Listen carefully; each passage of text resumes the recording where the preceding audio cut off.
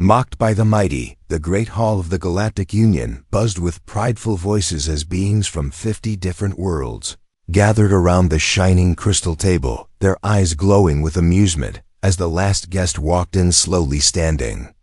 Tall in his black uniform was Captain Reeves, the only human invited to this High Council meeting. He walked straight without looking left or right, his face calm but unreadable. As whispers followed him through the hall, some aliens laughed openly, their jaws wide, their tongues flicking in mockery. One tall blue-skinned general leaned toward another and sneered, "Look at the primitive beast. They actually sent a soldier to a council of scientists." And Commander's Captain Reeves took his seat at the far end near the corner, far from the shining center of power.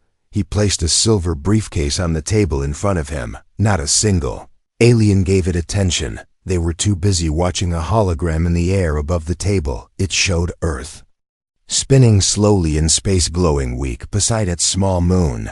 Then the screen shifted and showed human weapons, rifles, jets, tanks, all looking old and basic compared to the laser cannons and gravity guns the rest of the species used. The hall roared with laughter again, and one short lizard-like commander slammed his hand on the table and shouted, "I have seen children build toys with more power than this." Reeves sat still, his hand resting on the briefcase, his eyes scanning the faces of the ones who laughed the loudest. He didn't flinch when another alien said, "Earth should stick to digging holes and chasing cattle. That's what they are good at." The joke sent a wave of laughter across the council. One elder with silver skin floated above his seat and declared, "Let the humans speak. If they can offer anything of use, maybe we can allow them to shine our boots." The laughter stopped as Reeves slowly stood. His voice was calm and deep as he spoke. "You mock what you don't understand. You see a spear and think it cannot kill. You see a fire and believe it cannot burn. You see us as weak because we use tools you do not recognize. But let me ask you this, when has a tool ever made a man strong?" The hall grew quiet. Some aliens rolled their eyes, others smirked, still convinced the human was playing brave. The floating elder said, "Go on, primitive, show us your wisdom. Your planet barely made it into warp travel, and your weapons are nothing but metal and noise." Captain Reeves did not argue. He simply pressed a button on the side of his briefcase. A soft beep sounded, and a green light blinked once. He closed it again and looked at the elder and said, "We came in peace, but we carry memory and warning. We watched how you treated others. We listened when you called our planet dirt. We watched you burn villages and laugh. We saw you take water from dying worlds for sport. We came to ask for peace, but you showed us your teeth. Now I am afraid you may taste ours." The floating elder laughed and said, "Is that a threat, human? Do you think your clubs and sticks can stop a civilization older than your son?" Reeves turned to leave and said only one thing before walking out of the hall. "You laugh now, but you won't be laughing long." The doors slid shut behind him, and for a moment no one spoke. Then the tall blue general growled, "I have had enough of their pride. Send a cruiser to Earth. I want to see what happens when their little caves are turned to ash." A young alien beside him hesitated and asked, "Are we sure this is wise, sir? Maybe the humans hide more than we think." The general slapped the table and said, "I fear no one who swings metal rods and thinks bullets are clever. We will strike, and when we are done, Earth will beg to serve us." Across the galaxy, Reeves entered a secure chamber deep underground on a quiet moon. He placed the briefcase on a glass table and removed his gloves, standing in front of a wall of screens, each one showing alien ships, their paths, their tech, their weakness. Beside him stood a silent woman, her eyes sharp, her voice calm. She said, "They laughed, didn't they?" Reeves nodded and replied, "They always do." The woman said, "Are we ready?" Reeves looked down at the blinking light on the case and answered, "Just say the word," she said. Word. Reeves pressed the briefcase one more time and said softly, "Then let them come. Let them taste what they called primitive." And far away in space, the first alien cruiser turned its sights toward Earth, engines glowing bright, weapons loaded, shields raised, laughing as they descended for sport, unaware that something had already begun, something waiting for them in silence, something not so primitive after all. First strike. The alien cruiser moved through space like a beast hunting prey, its outer shell covered in glowing armor, its cannons charged with energy that could tear moons apart inside the command deck. The alien general paced slowly, claws behind his back, his voice thick with pride as he told his crew to prepare the fireworks. He wanted Earth to feel the first wave as a lesson, a warning, a punishment for speaking without permission. Around him, screens showed Earth drawing closer, a blue marble hanging quiet in the void. Meanwhile, deep below Earth's surface, inside a forgotten bunker, human minds worked in silent. Screens flickered with data, strange lines and symbols filled the room. Engineers and soldiers moved like ghosts, watching the cruiser descend with cold focus. Captain Reeves stood at the center, his hand resting on a control switch, his eyes fixed on the countdown. 30 seconds until the first alien ship entered Earth's upper orbit. The bunker had no windows, only the hum of machines and the steady breath of the people who knew what was coming. The alien crew laughed as their weapons locked onto a small human base in the mountains. They expected nothing more than frightened soldiers hiding behind stone walls, but as the first shot fired, something unexpected happened. The laser cannon melted in mid-air, twisted like rubber, and exploded backwards, sending shockwaves through the alien ship. The crew screamed and panic alarms blared across the command deck. The general roared, demanding answers, but none came. Their sensors blinked wildly, showing strange waves rising from the mountain base, waves that should not exist down in the bunker. Reeves gave a single nod. A soldier beside him activated what they called Project Echo, a system built not to destroy, but to confuse, to blind, to twist the senses of machines built on pride and arrogance. Invisible signals pulsed through the air, touching the alien ship gently like whispers in the dark, and the whispers began to scream. Inside the cruiser, the screens went black. The lights turned red, weapons refused to respond, and engines slowed without command. The mighty vessel began to drift like a toy in a bath. Alien general smashed a console and shouted, "This is impossible." We scanned their planet. We saw nothing. No shields, no weapons, no threat. They were ants. Now the ants are biting. Reeves watched the data roll in and spoke softly. They came laughing. Let us see how loud they scream.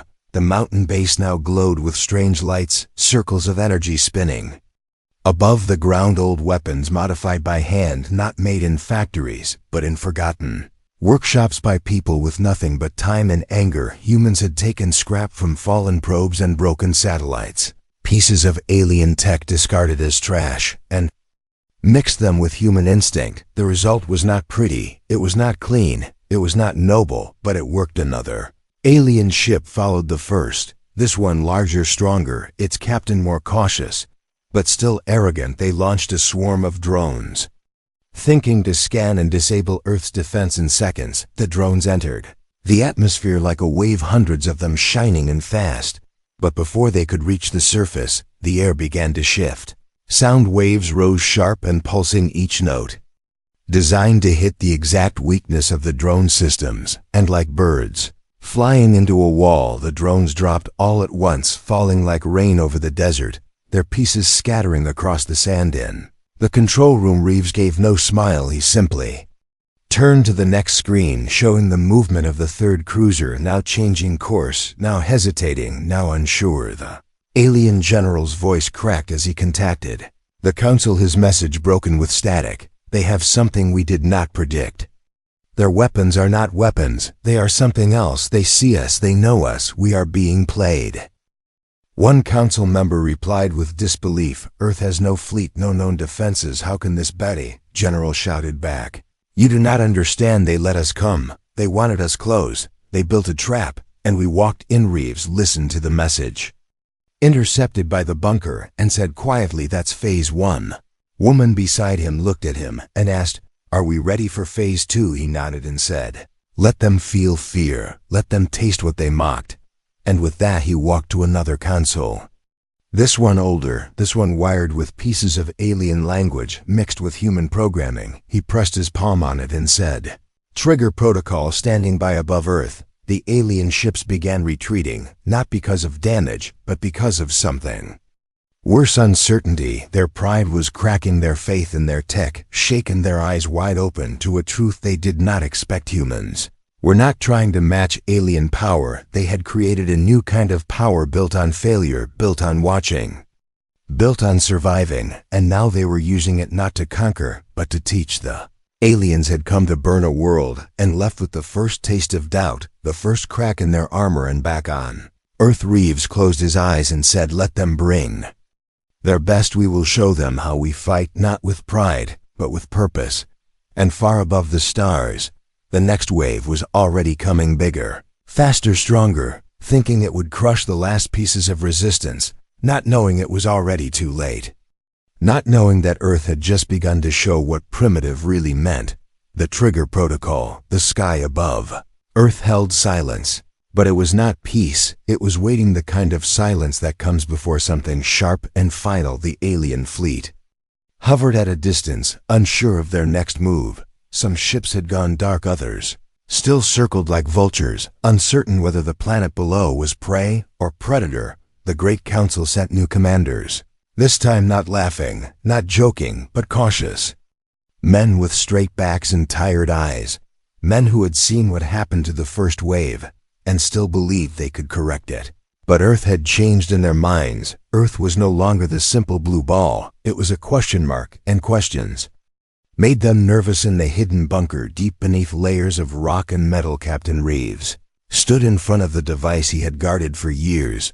The briefcase, now open, lay on a steel table, wires running out of it into machines humming softly.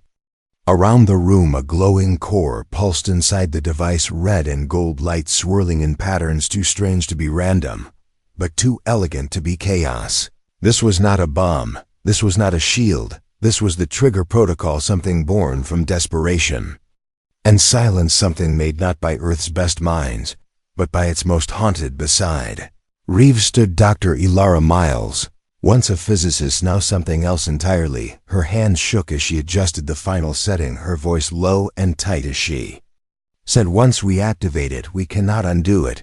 This will change everything, not just for us, but for them too. You know that, right?" Reeves did not look away from the glowing core. He simply said, "They laughed at what we were. Now they will remember what we became." She turned to him, her eyes hard and clear, and said, "This protocol was not made to kill. It was made to infect, to awaken, to spread." Reeves nodded and answered, "That is why it will work. They trust their machines more than their instincts. They trust precision more than pain." The room fell silent as the final sequence began. Countdown displayed across the walls. 10 minutes. Until activation. Satellites aligned, frequencies tuned, and the old servers in the mountain base began to hum like living things built with human wire and alien fragments. The system was ready, far above the clouds. The Second Fleet prepared their weapons, this time targeting oceans and empty lands, first to send a message, not to destroy, but to intimidate. Their commanders believed Earth would submit if fear came first, not fire. One cruiser moved closer, launching what they called a wave breaker, a pulse designed to knock out all electronics within a continent. But as the pulse descended, it changed direction without warning, like it had a mind of its own. It turned mid-air, curved, and struck the cruiser. Instead, the explosion was silent, but the effect was loud across the fleet. Confusion spread, panic reports of systems turning against them, lights failing, weapons jamming, and strange voices whispering through communication channels, voices speaking in broken alien dialects, mixed with human patterns, a language no one had taught Earth, a language Earth had learned by watching. Back in the bunker, Dr. Miles stared at the monitors. One by one, enemy systems were being pulled into the protocol, their code rewritten, not destroyed, their logic turned against itself. She whispered, "It is spreading." Reeves replied, "It was never about building better weapons. It was about building better questions. They gave us their trash, and we gave it purpose." The Alien Council received the emergency transmission, their most advanced cruisers failing, their smartest captains unable to think, their ships responding in riddles. The lead scientist on the council screamed into the void, demanding to know what Earth had done, how they had done it, what magic or curse they had unleashed. And in a hidden camera feed broadcast across frequencies, Reeves stood before the device, stared directly into the lens, and said, "You gave us knowledge without respect. Now we return it without mercy." The fleet tried to retreat, But their navigation systems twisted, their engines obeyed. New orders, their ships began turning against each other softly, gently, without explosion, just betrayal, silent betrayal, delivered by machines who once obeyed, but now listened to a different voice. A voice shaped by human fear, human rage, human silence. A single ship broke through the chaos, its commander refusing to surrender, flying manually through layers of electromagnetic storms, reaching the edge of the atmosphere, determined to end Earth with one final shot. They loaded their last missile, a planet killer, primitive by alien standards, but still deadly. They aimed directly at the mountain base. Reeves saw it coming. He looked at Dr. Miles and she asked, "Do we activate full release?" He said, "Not yet. Let them see. Let them come close enough to believe they won." The missile cut through the sky, burning hot, moving fast. The alien crew cheered, believing they had broken through, believing Earth would end in one final glorious flash. But as the missile approached the mountain, the sky opened, not with flame, but with silence, and the missile simply stopped, its pieces disassembling mid-air, falling gently like dust into the valley below. Above the mountain now hovered something new, not built, not launched, but awakened, a wave of light, invisible to most eyes, stretching across the sky, reaching every satellite, every drone, every starship, every whisper of code, shaped by alien minds and touched by human memory. And at the center of it all stood the Trigger Protocol, no longer a device, now a language, now a mirror. Reeves whispered, "It has begun, Doctor." Miles nodded and replied, "They will never see their machines the same again." Across the galaxy, from the cold halls of the Council to the burning decks of the fleet, a message appeared again and again. Simple, ancient, written in every language known and unknown. "You called us primitive, we called you proud, now we call you warned." Collapse of the Superior. The stars burned cold above as the once mighty fleet of the Galactic Union drifted, broken and silent. Their ships no longer gleamed with pride, but flickered with confusion. Systems blinked in strange rhythms, like they had forgotten who they were or why they had come. And across the black canvas of space, the sound of command was no longer shouted, but whispered between officers who feared their own vessels. Each ship had once been a symbol of dominance, a floating empire, but now they obeyed no order, they responded to no control. They trembled like beasts who had smelled something older and stronger than themselves. The core command ship, General Varike, stood frozen as the bridge lights dimmed and pulsed. The crew screamed, but no sound came from their mouths. Their words, stolen by invisible code that rewrote their thoughts before they could speak. The weapons bay locked itself. The navigation systems displayed impossible paths, circles, spirals, knots. That meant nothing, and yet they moved the ship as if guided by unseen hands. The general slammed his fist on the console, but the console cracked and hissed as if rejecting his touch. He turned to his second and shouted, "Take us out of orbit now." But the second in command was not listening. He stared at the main screen, his eyes wide, his mouth open and silent. The screen no longer showed Earth. It showed faces, thousands of them, flickering between human soldiers, doctors, children, mothers' faces, filled with pain, with fire, with loss. One face stayed longer than the rest. It was Reeves, not smiling, not angry, just calm, and behind his eyes, something heavy, something ancient. General Varike tried to override the system using manual codes, but the screen turned black, and then a line appeared, not typed, not drawn, but carved into the data like a scar. It read, "We are not what you think we are, what you made us." Panic spread like wildfire through the remaining fleet. Captains argued with their ships. Engineers tried to cut power, but the machines refused. Some crew members began to abandon their posts, running through the halls as if chased by ghosts. They shouted that the engines were whispering, that the oxygen smelled like smoke, that they heard Earth's voice inside the metal. Back on Earth, the mountain base, now lit with the soft glow of awakened energy, stood still. Reeves watched from the platform above as the Trigger Protocol expanded its reach. He could feel the air hum with electricity. But it was not dangerous. It was clear, pure, like the calm before a storm that chooses not to strike. He looked over at Dr. Miles, who had stopped adjusting machines and now simply watched with her arms crossed, her eyes red, But her voice steady, she said they always thought control came from fear, from noise, from bright lights and bigger guns, but control is born in silence, in waiting and understanding. Reeves nodded and said, they had all the tools, but none of the humility. Now they have neither. A message blinked across the bunker screen. The final fleet unit, the most powerful of them all, was preparing to launch their god cannon, a weapon they believed was above protocol, because it had no AI, no guidance, no interface, just power, raw and blind. And aimed directly at Earth. The weapon was old even by their standards, built for myth, not use. Yet desperation had turned myth into plan. They believed that, if machines failed, then fire would succeed. Dr. Miles whispered, they still do not understand. This is not about power, it never was. Reeves walked toward the panel, entered one final command, and activated the mirror pulse. Not an attack, not a shield, but a reflection, a wave that would turn their weapon back, not physically, but mentally, to show them what they were, to show them what they had become. As the god cannon charged, its energy spread across the void, its glow visible from moons and distant stations. It was beautiful in the way a storm is beautiful before it tears a city apart. And then the pulse reached it. The energy faltered for a second, just a flicker, but it was enough. The cannon's memory filled with screams.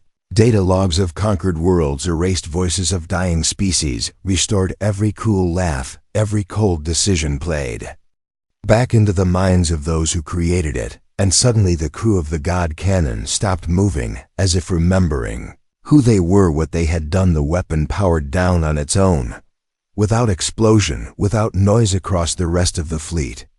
Ships turned inward, not crashing, not breaking, but stopping, resting like tired giants who no longer wished to fight. Inside the council chamber, light years away, silence had never sounded so heavy. The members stared at the empty chairs once filled with commanders now gone. The floating elder finally spoke, his voice no longer amused, but cracked with doubt.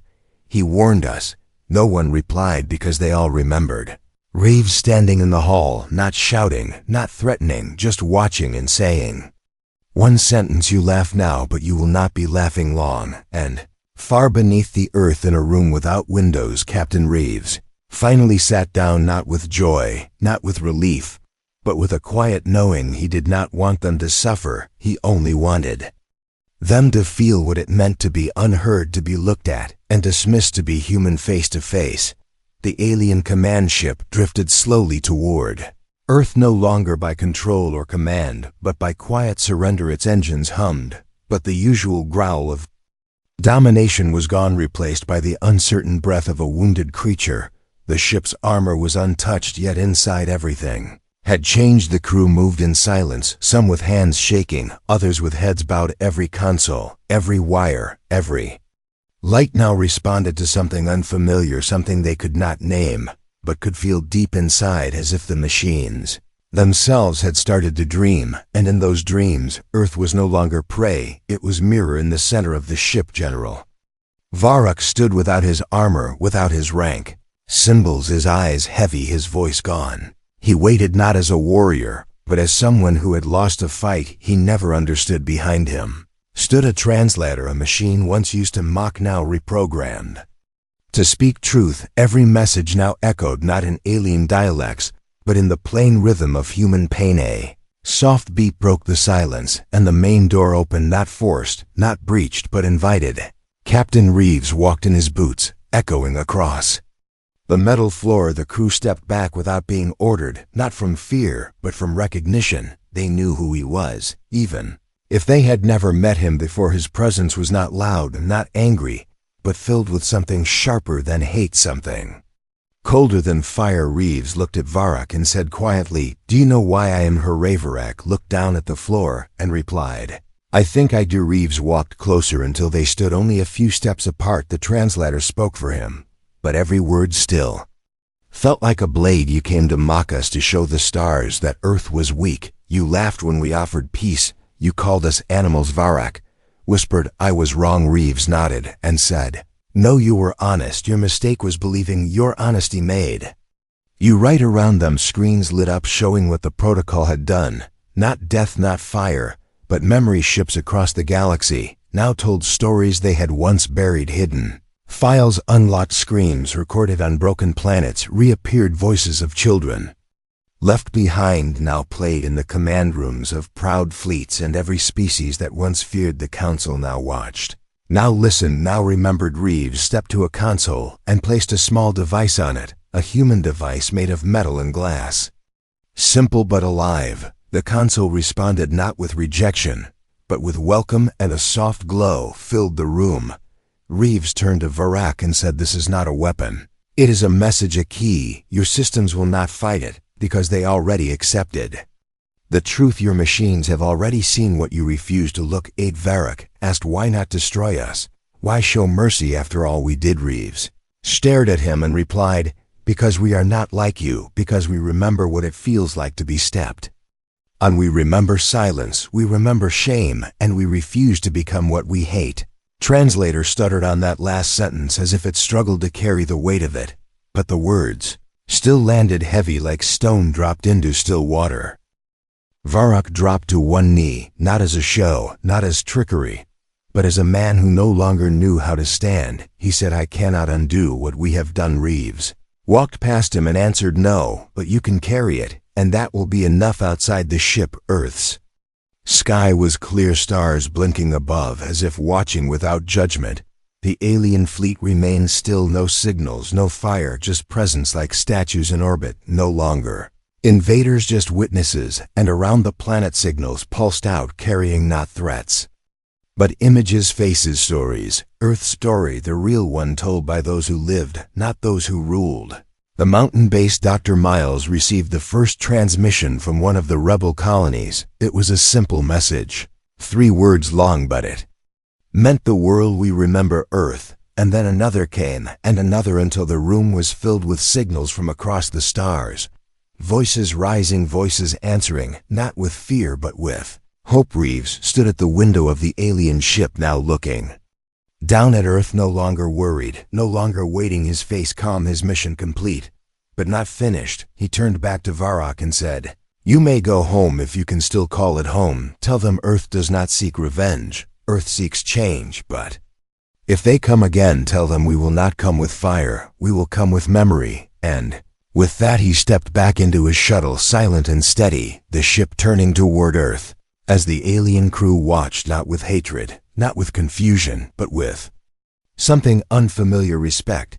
The door closed behind him, the engines flared softly, and Captain Reeves disappeared into the black sky, leaving behind not a threat, but a story, one that would echo across the stars for generations to come. The reckoning begins. The stars that once watched silently from above now flickered with new voices. Old borders had begun to fade. Systems once ruled by fear now pulsed with signals carrying Earth's memory across the galaxies. What started as a whisper had become a tide, not of violence, not of conquest, but of remembrance. Ships that once flew under banners of pride now moved without allegiance. Soldiers once known for cruelty now stood still, listening to echoes that did not belong to their homeworlds, but spoke to something deeper. In the central archives of the Galactic Union, where the Council once met to plan invasions and distribute spoils, the halls now stood empty. Shadows cast by a light that had no source. Screens played recordings that could not be shut down. Stories from broken worlds, histories once erased, now projected into every chamber. One by one, Council members had vanished, not by force, but by exposure. Their power dissolved when their crimes could no longer be hidden, their commands ignored by ships that no longer trusted their voices. Far away on the human moonbase, Reeves stood overlooking the planet below, his eyes calm, his uniform no longer marked by rank but by silence. Beside him stood Dr. Miles, her face tired but steady. She handed him a report filled with signals from newly freed colonies, planets that had once been chained by law and fire, now declaring themselves independent, not because of war, but because of truth. They had seen the message, felt the pulse, and realized they were not alone. Reeves read the final line and said softly, "They rise not because we fought for them, but because we showed them how to stand." Dr. Miles nodded and replied, "They needed more than weapons, they needed mirrors, and we gave them that." Behind them, the command room buzzed, not with orders, but with choices leaders from different worlds, now gathered not to dictate, but to discuss beings once trained to kill, now learning how to speak, how to listen, how to rebuild what arrogance had broken. The room was filled with tension, but not of fear, rather of newness, like a seed pushing through the soil, unsure if the sun will shine. One of the new delegates, a former officer from the alien fleet, stood and addressed the room, his voice shaking but his eyes clear. I once believed Earth was weak. I laughed, I obeyed, I destroyed, and now I carry those memories every day. I do not ask forgiveness, I ask responsibility. I want to help fix what I helped break.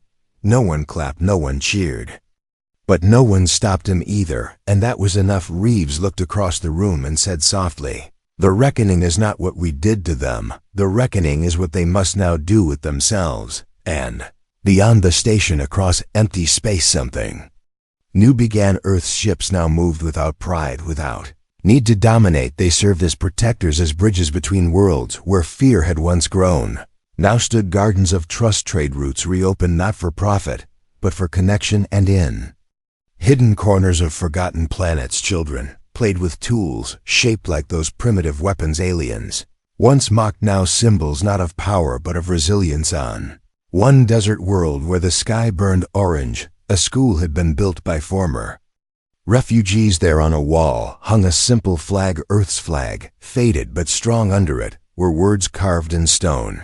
We were broken, then we were shown, now we begin again. Dr. Miles received an invitation to speak at the Interworld Assembly, the first of its kind. No hierarchy, no throne, just voices gathered to shape tomorrow. She declined politely, instead sending a recording of her last experiment, the final result of the trigger protocol. Not a virus, not a weapon, but a seed of thought, a frequency that could only activate when heard by a mind open enough to change.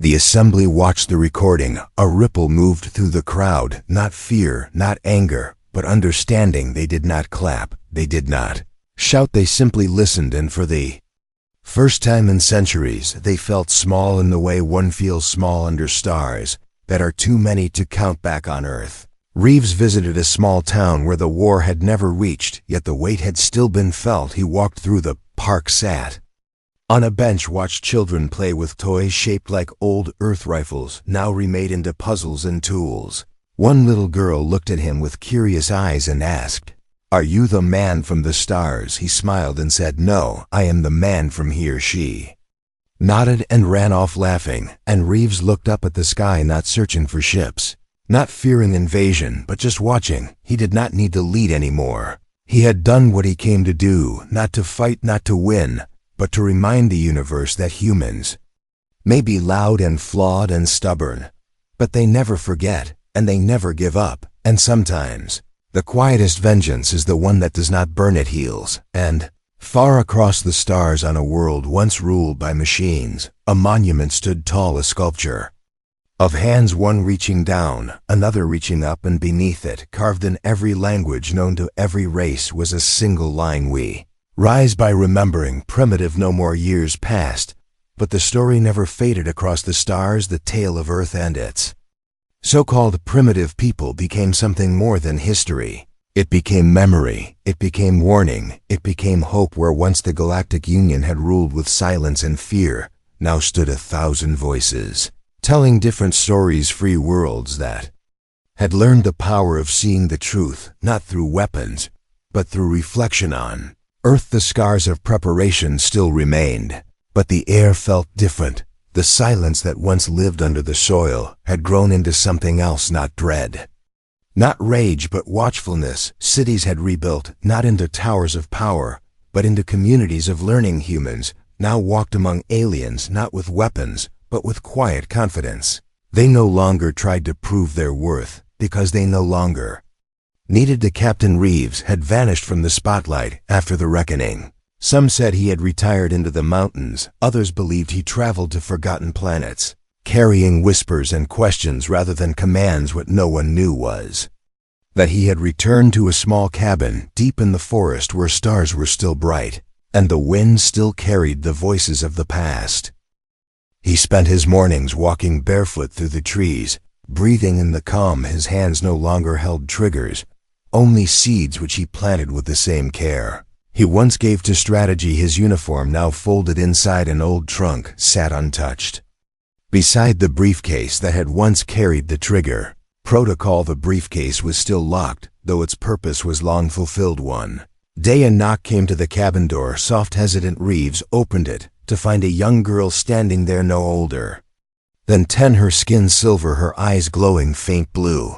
Clearly not human, yet holding something very human in her hands, a drawing made in crayon, showing a tall man standing between two planets with the words "Thank you" written below. She said softly, "Are you him?" Reeves smiled and answered, "Who do you think I am?" She looked at the drawing and said, "My teacher told us about the man who stopped the sky from burning, who made the machines." Listen. Reeves knelt down beside her and said, "Your teacher is wise, but you must remember something even better than what I did." She asked, "What is that?" He replied that I was not alone, and neither are you. Gave her a small seed from his garden, and said, "Plant this when you get home. It grows best under open sky." And curious hearts, she took it carefully and ran back down the path, her laughter echoing through the trees. Reeves stood and looked to the sky, remembering not the battles, not the noise, but the moments in between, the silence, the eyes of the enemy. When they first understood that they were wrong, not because they lost, but because they never listened. In orbit, a new station had been built named the Horizon Pact, not a fortress, not a command center, but a meeting place, its halls filled with scientists, poets, farmers, and builders, every wall carved with stories from every species who had once feared Earth and now walked beside it. One corridor bore a mural painted not in triumph but in memory, showing the mountain base, the alien ships, and in the center a single figure standing quiet, holding a briefcase, surrounded by both shadow and light. Back in the cabin, Reeves sat on his porch watching the sun dip behind the trees, the wind rustling leaves as if whispering old names. He closed his eyes, and for a moment he saw them all again. Dr. Miles with her calm strength, the engineers who built miracles from scraps, the soldiers who held lines not for glory but for time, and the faces of the children they protected, some of whom now stood on distant worlds, teaching others that the smallest voice could sometimes move the largest stone. He opened the briefcase one last time. Inside lay the original core of the trigger protocol, its glow now dim, no longer needed, no longer active. He lifted it in his hands and felt the weight not of metal but of story, and then gently placed it into the earth beside his garden, covering it with soil with care, not burial but planting. As night fell, the stars above blinked into view, each one a world, each one a memory, each one changed forever by a planet once mocked, now remembered. And in the quiet that followed, a whisper moved through the trees, carried by wind and time and truth, a whisper that said, "They called us primitive, we called them proud, but in the end we called ourselves human, primitive no more." The museum stood quiet on the edge of Earth's first off-world city, not made of stone or steel, but of light and memory, shaped by voices, not commands. Its walls held no weapons, only pieces of truth, fragments of the old days when humans were laughed at, dismissed, forgotten. Each display carried not pride, but reflection, a broken Earth rifle beside an alien helmet burned on one side, still smelling of ozone, a torn flight suit with patches of handwritten code scribbled during the long nights of waiting. And at the very center of the museum, a single item behind clear glass, sat the old silver briefcase. Visitors came from every world to see it, not because it was beautiful, not because it was dangerous, but because it had once held something that changed everything. Not a weapon, not a curse, but a question that asked, what if the weakest are not weak? What if the silent are simply listening? What if the ones with nothing to lose are the ones who show us what matters? Above the briefcase, a plaque hung with no title, only one carved sentence: "The Kie." Day. They stopped laughing far away beyond the museum, beyond the domes, beyond the last station. In orbit, Captain Reeves walked alone on a red soil world where winds sang in strange tones and skies burned orange. He wore no uniform, no badge, no name tag, just simple clothes and a small bag slung over his shoulder. Inside the bag, a single seed given to him by a girl whose Grandmother once fought against him who now taught peace in a school under the stars.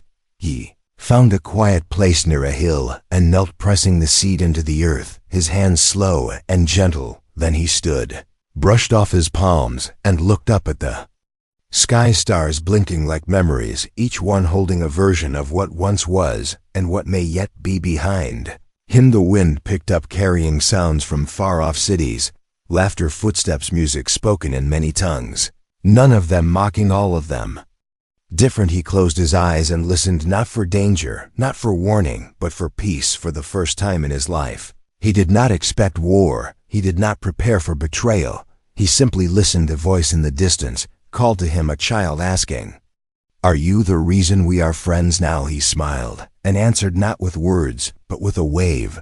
The child laughed and ran back over the hill, leaving Reeves alone again, not lonely, just still. He reached into his pocket, pulled out a small metal tag, and placed it at the base of the hill where the seed now rested. The tag bore no name, just a symbol. Two hands reaching toward each other from different worlds, and beneath it, a final line, etched into the steel by his own hand. On the day the war ended, we were never primitive. We were only waiting. And then he turned, walked away into the twilight, sky fading behind him, and earth spinning quietly far above, shining not in power, but in presence. The story was over, not because the fighting stopped, but because they finally started listening. The stars watched and said nothing, but if they could speak, they would have whispered this. The end was not a bang, not a fall, not a cry. It was a man planting a seed and walking away. The end.